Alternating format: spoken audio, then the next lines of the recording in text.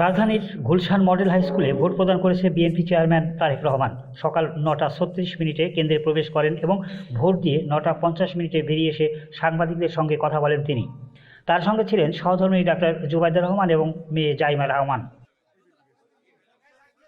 Vote প্রদান শেষে দীর্ঘদিন পর ভোটাধিকার প্রয়োগ করতে পেরে সন্তোষ প্রকাশ করেন বিএনপি চেয়ারম্যান।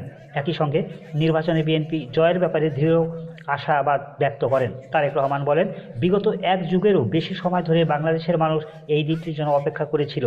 আমি দৃঢ়ভাবে বিশ্বাস করি দেশের মানুষ স্বতঃস্ফূর্তভাবে ভোটাধিকার প্রয়োগ করবেন এবং একটি নতুন গণতান্ত্রিক বাংলাদেশের সূচনা করবেন। আমি ব্যক্তিগতভাবে দৃঢ়ভাবে বিশ্বাস করি বাংলাদেশের মানুষ আজকে সারাদিনে বেরিয়ে এসে যদি তাদের অধিকার প্রয়োগ করেন, ইনশাআল্লাহ যে কোনো ষড়যন্ত্র। তিনি আরও জানান, সারা দেশ থেকে গত রাতে কিছু অনাকাঙ্ক্ষিত ঘটনা ঘটেছে, তবে আইন শৃঙ্খলা বাহিনী কঠোরভাবে পরিস্থিতি নিয়ন্ত্রণে এনেছে।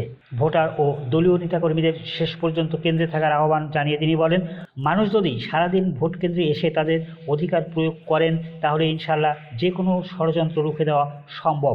নির্বাচনে জয়ের ব্যাপারে প্রশ্নের জবাবে তারেক রহমান বলেন, আমি ইনশাআল্লাহ আশাবাদী, জয়ের ব্যাপারে দৃঢ় আশাবাদ প্রকাশ করছি।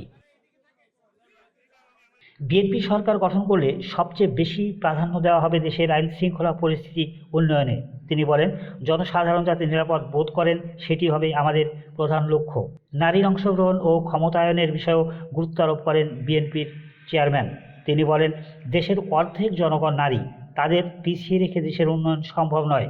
নির্বাচন ইশতেহার অনুযায়ী নারীর মূল্যায়ন ও ক্ষমতায়নের কাজ প্রথম দিন থেকেই শুরু করা হবে।